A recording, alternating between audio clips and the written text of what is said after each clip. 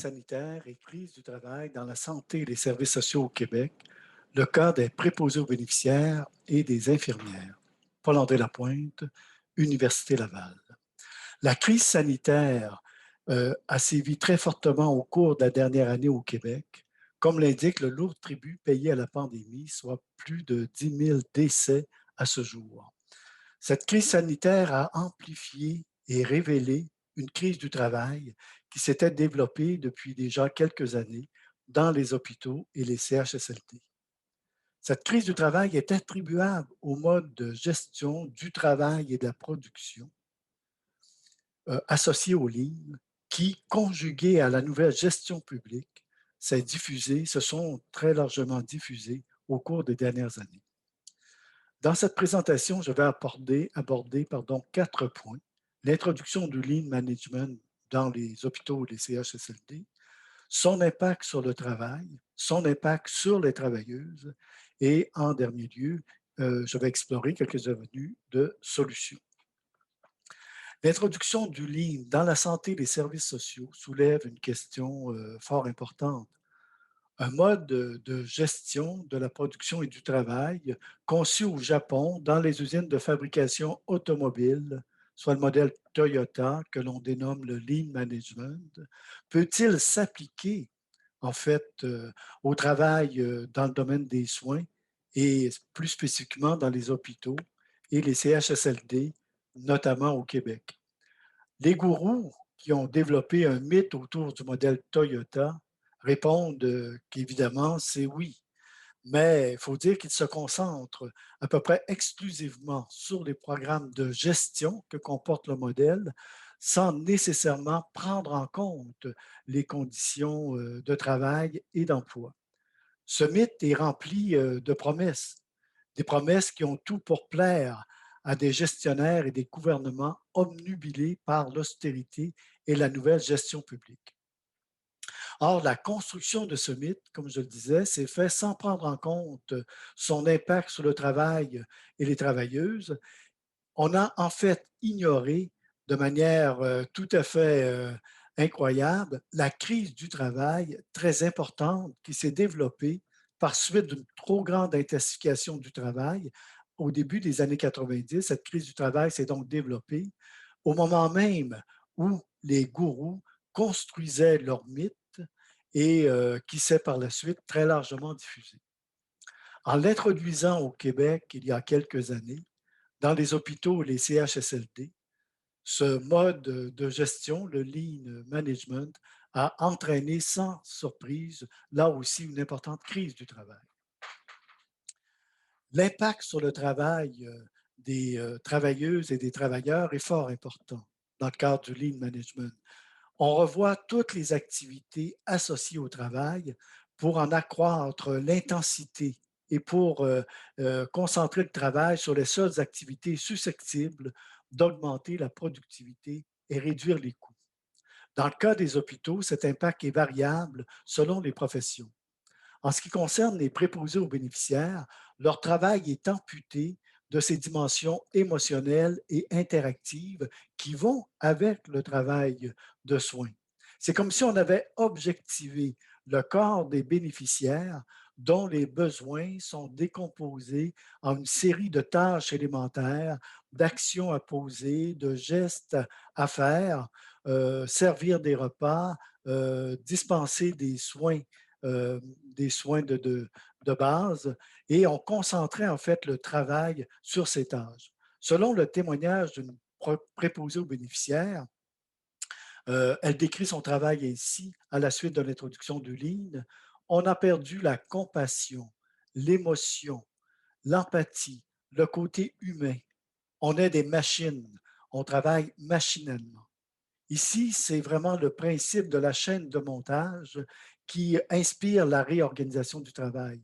On est fortement préoccupé par le nombre d'opérations par unité de temps.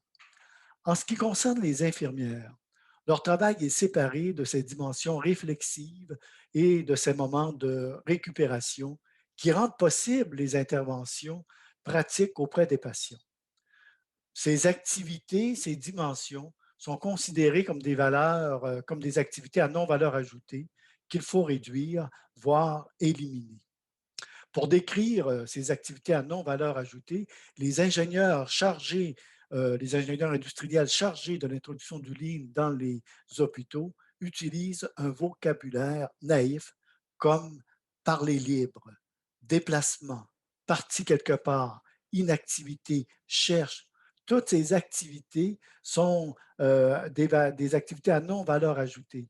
Or, ce sont plutôt des activités qui permettent aux infirmières de respirer entre deux interventions, de reprendre leur souffle et de se remettre de leurs émotions entre deux patients, de se ressaisir, de réfléchir à un mode d'intervention, de se préparer à intervenir auprès d'un patient qui requiert une attention et des soins particuliers.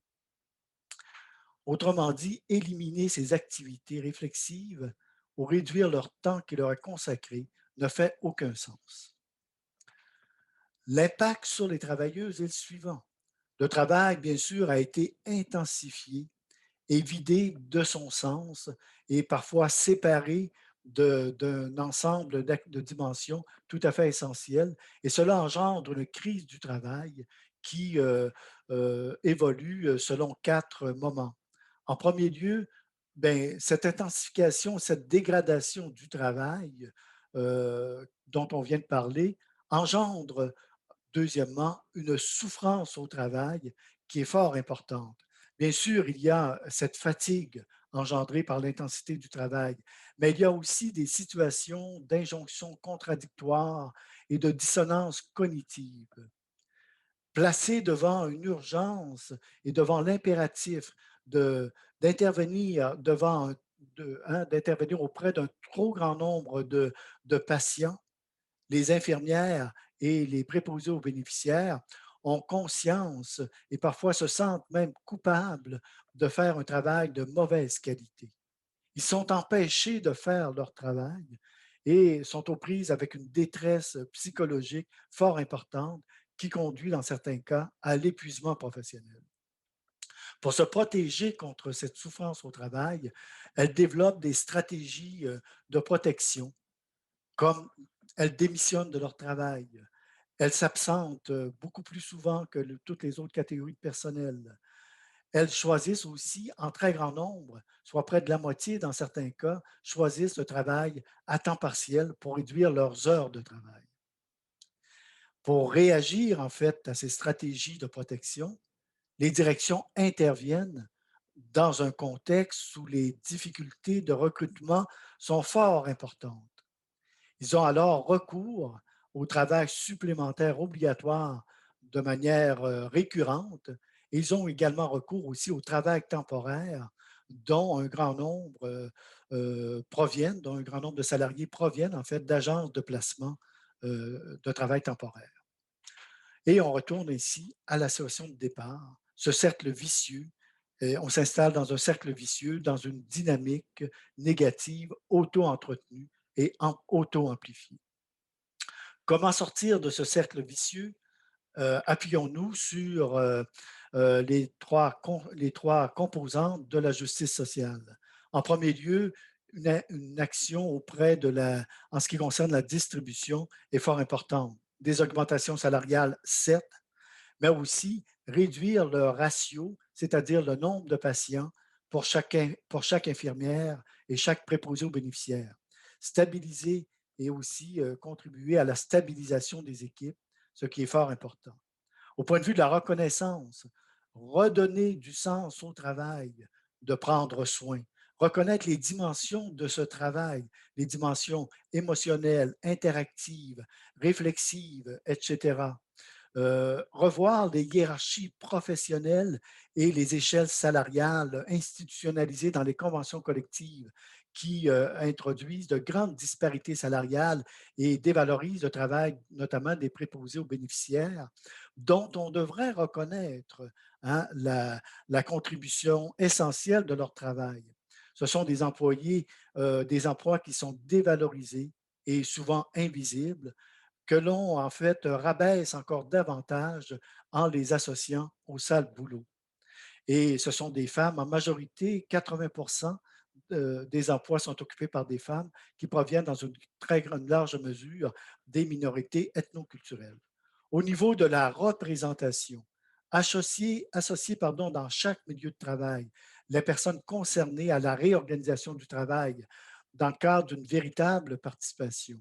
Au niveau de la société dans son ensemble, tenir un débat public sur l'organisation des soins de santé et des services sociaux. Et on doit faire ça compte tenu que le Québec a payé un tribut très élevé à la pandémie. En conclusion, pour sortir de cette crise, il s'agit en somme, pour toutes les personnes concernées, pour tous les acteurs sociaux concernés, de prendre part à la conception et à l'introduction d'innovations sociales progressistes qui se démarqueraient de manière fondamentale des innovations régressives comme le lean management. Merci.